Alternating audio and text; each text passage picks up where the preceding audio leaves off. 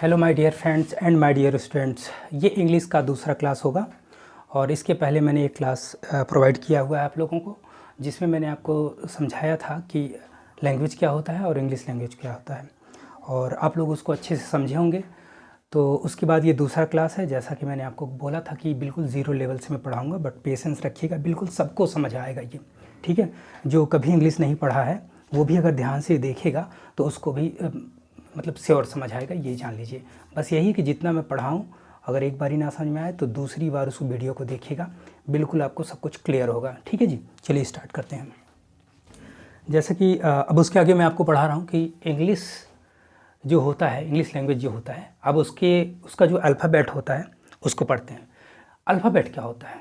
Alphabet मतलब होता है वर्णमाला। क्या होता है? अल्फ़ाबेट मतलब वर्णमाला होता है। अल्फ़ाबेट होता क्या, ये देख लीजिए ज़रा।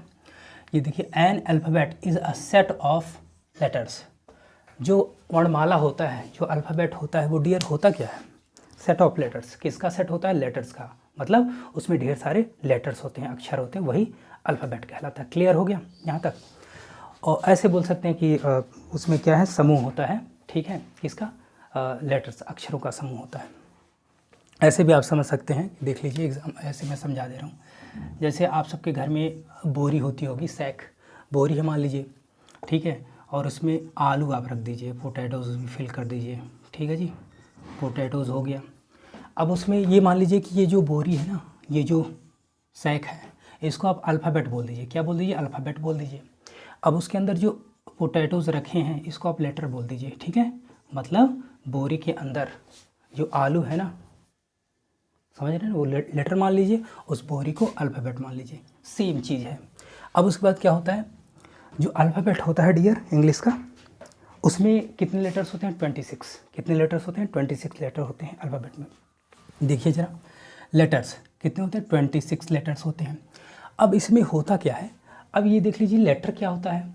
Letter is the smallest unit. क्या होता है? सबसे छोटी इकाई होती है, सबसे छोटी इकाई लेटर होता है। जैसे आप ऐसे देख लीजिए, ए बी सी, ये देख लीजिए, अकेला है ना, सिंगल है ना, बिल्कुल अकेला है, बिल्कुल छोटा सा लग रहा है देखने से भी, तो इसलिए वो स्मॉलेस्ट यूनिट हो गया, बिल्कुल अकेला है, ठीक है जी। सबसे छोटी इकाई हो गई, आपको समझ आया होगा, ठीक है। उसके बाद क्या होता है, लेटर आप समझ चुके हैं। उसके बाद हम ये पढ़ेंगे वॉवेल। वॉवेल जो होता है इंग्लिश अल्फ़ाबेट में, वॉवेल क्या होता है, ठीक है। वॉवेल क्या होता है? वॉवेल मतलब होता है स्वर, ठीक है। और वॉवेल कितने होते हैं? 5, सबको पता होगा। कितने होते हैं? 5 होते हैं vowels. A E I O you, ठीक है जी, ये वॉवेल होता है। कितने वॉवेल होते हैं? 5, इसको याद कर लीजिएगा। और कॉन्सोनेंट, कॉन्सोनेंट भी होता है। कॉन्सोनेंट मतलब होता है व्यंजन, और कितने व्यंजन होते हैं? 21, ठीक है। ए ई आई ओ यू को छोड़ करके जितने भी लेटर्स बचते हैं सब कॉन्सोनेंट होते हैं, ठीक है। केवल 5 को छोड़ करके बाकी सब कॉन्सोनेंट होते हैं। अब देख लिए, 5 + 21 करेंगे 26 मिलेगा आपको। क्या मिलेगा? 26। तो इंग्लिश अल्फ़ाबेट में कितने लेटर्स होते हैं? 26। एक चीज़ और मैं बताऊँगा आपको, चलिए भी बताता हूँ। ये देख लीजिए, ऐसे मान लीजिए ये कितने हैं? 5 जो है वॉवेल्स होते हैं, 21 कॉन्सोनेंट्स होते हैं। ये मान लीजिए, ये जो बोरी है ना जिसमें आपने भी आलू रखा था, ठीक है, 26 मान लीजिए, 26 पोटैटोज़ हैं। एक बोरी है, उसमें कितने आलू आते हैं? 26 आलू आते हैं। अब जो आलू होता है हमारे यहाँ, हम लोगों के यहाँ होता है ना, तो उसमें हम लोग ये जानते हैं कि एक लाल वाला आलू, सफ़ेद वाला आलू, जानते हैं ना आप। तो रेड पोटैटोज़ और वाइट पोटैटोज़, ऐसे समझ लीजिए। अब जो आपने बोरी लिया था, ये बोरी क्या था? अल्फ़ाबेट था, मैंने आपको बताया था ना।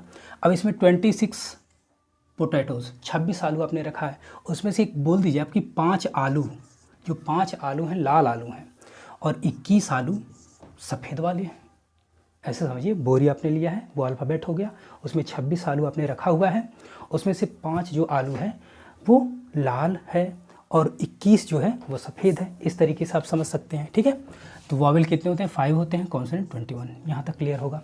एक चीज़ मैं आपको बता दूँ, अल्फ़ाबेट और अल्फ़ाबेट्स में डिफरेंस क्या होता है। कभी कभी कई लोग आपको बताए भी होंगे, या गलती से आप लोग सुने होंगे, ऐसा भी बोल देते हैं कि 26 अल्फ़ाबेट्स बोल देते हैं गलती से।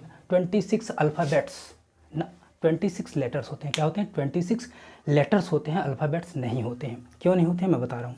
देखिए, अल्फ़ाबेट मतलब होता है वर्णमाला। अल्फ़ाबेट मतलब क्या होता है? वर्णमाला होता है। और अल्फ़ाबेट्स मतलब होता है भाषा। क्या होता है? भाषाएं, लैंग्वेजेस, ठीक है, ऐसे समझिएगा। जैसे मान लीजिए अगर मैं बोल दूं कि वो जो है 2 भाषा जानता है, तो आप ऐसे बोल सकते हैं ही नोज़ 2 लैंग्वेजेस या ही नोज़ 2 अल्फ़ाबेट्स। ये नहीं कि 2 वर्णमालाएं जान रहा है, ऐसा कुछ नहीं है। अल्फ़ाबेट मतलब वर्णमाला होता है, अल्फ़ाबेट्स मतलब भाषाएं होता है, ये नहीं कि वर्णमालाएं। क्लियर हुआ होगा? कभी अल्फ़ाबेट्स बोलिएगा नहीं, अगर बोलिएगा तो सेंस ये हो कि उसका मतलब भाषा हो, लैंग्वेज हो। क्लियर है? अब उसके बाद देख लीजिए, कॉन्सेंट आप पढ़ लीजिए, उसके बाद आते हैं वर्ड पे। वर्ड क्या होता है ये देखेंगे, a group of letters which makes a sense. ठीक है, ग्रुप ऑफ लेटर्स, ठीक है, क्या होता है ये, क्या होता है, शब्दों का, सॉरी अक्षरों का समूह होता है, ठीक है, मिल करके, और उसका कोई अर्थ निकलता है, तब वो वर्ड कहलाएगा। ऐसे नहीं कि बस उल्टा पुल्टा रहे, बस लेटर को आप ऐड कर दीजिए, कोई मतलब ना निकले, तो वो नहीं होता है वर्ड। देख लीजिए जैसे LOVE, लव मतलब आप लोग जानते होंगे स्नेह, प्यार, ठीक है। हेट HATE, देखिए 1 लेटर 2 लेटर 3 लेटर ऐसे करके बना है ना, सबको ऐड किया गया, तो उसका कोई मतलब भी तो निकल रहा है। जब मतलब निकलेगा तभी वर्ड होगा। ये नहीं कि जैसे मान लीजिए हेट लिखा है तो आप ऐसे करिए THE, तो ऐसे नहीं, ऐड तो करेंगे लेकिन उसका कोई मतलब भी निकलेगा तभी वर्ड होगा। ऐसे किंग, KING, किंग मतलब भी क्या होता है, राजा होता है। ठीक है, ये आपको समझ आया। और एक चीज़ और देख लीजिए, थोड़ा सा मिस हो गया, ये देखिए मैंने साउंड्स लिखा हुआ है।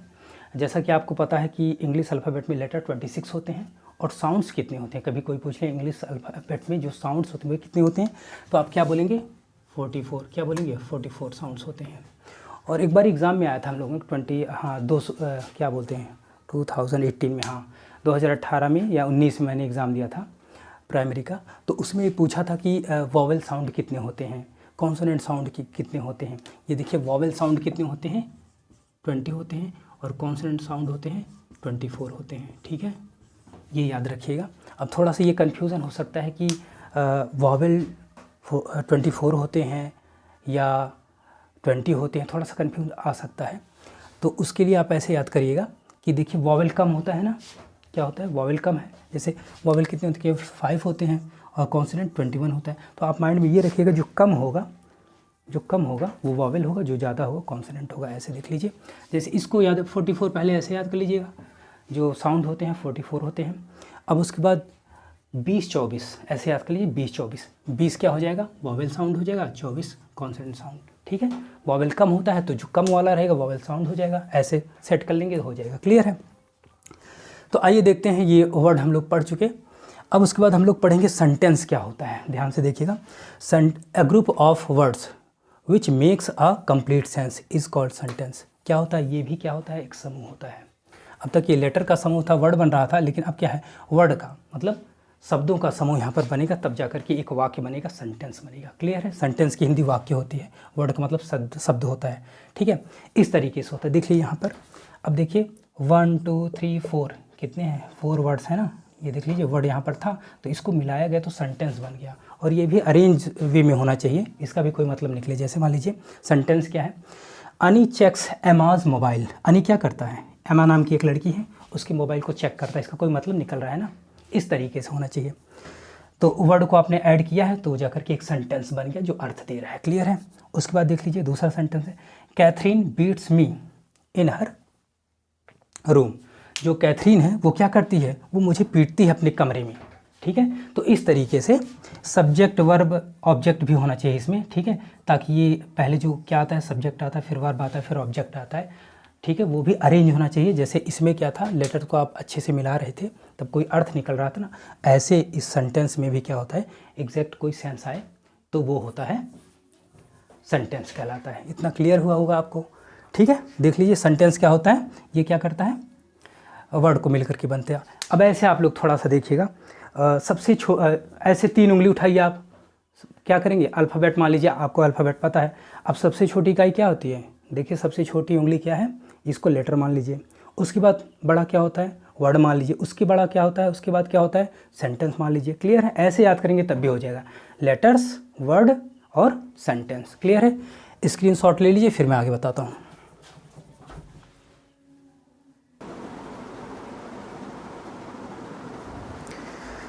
फिर उसके बाद क्या होता है, इसके बाद एक फ्रेज़ होता है, उसको भी देख लीजिए, आगे मैं पढ़ाऊँगा उसको डिटेल में।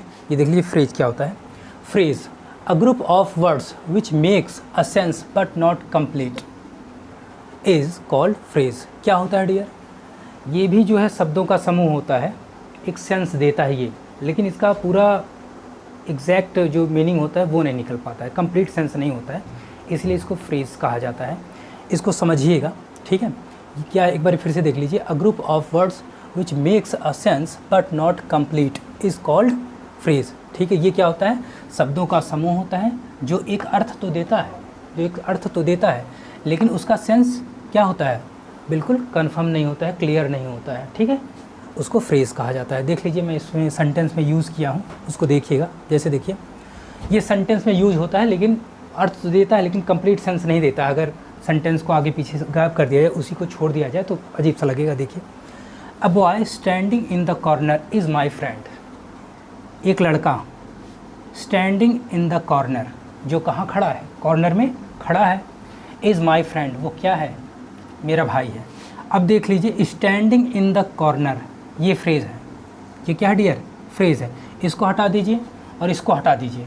अभी देखिए क्या, स्टैंडिंग इन द कॉर्नर, कोने में खड़ा है, अर्थ तो निकल रहा है, मतलब तो निकल रहा है इसका, लेकिन कंप्लीट सेंस नहीं दे रहा है ना, उसी को फ्रेज़ कहा जाता है। क्लियर है। आइए दूसरा देखते हैं। A person sitting on the shop, एक आदमी, एक व्यक्ति, सिटिंग ऑन द शॉप, जो दुकान पर बैठा हुआ है, ठीक है, एक आदमी जो दुकान पर बैठा हुआ है, इज़ योर फादर, वो कौन है, तुम्हारा भाई है, सॉरी तुम्हारा पिता है। और उसके बाद देखते हैं, sitting on the corner, sorry sitting on the shop, कहाँ पर बैठा हुआ है, कहाँ पर बैठा हुआ है, दुकान पर बैठा हुआ है। ये फ्रेज़ होता है। ये क्या होता है, देखो सेंटेंस में यूज़ हुआ है ना, सेंटेंस में यूज़ हुआ है, लेकिन इसका अर्थ देखो, मतलब क्या है, दुकान पर बैठा हुआ है, अर्थ तो दे रहा है लेकिन कंप्लीट नहीं है। क्लियर है।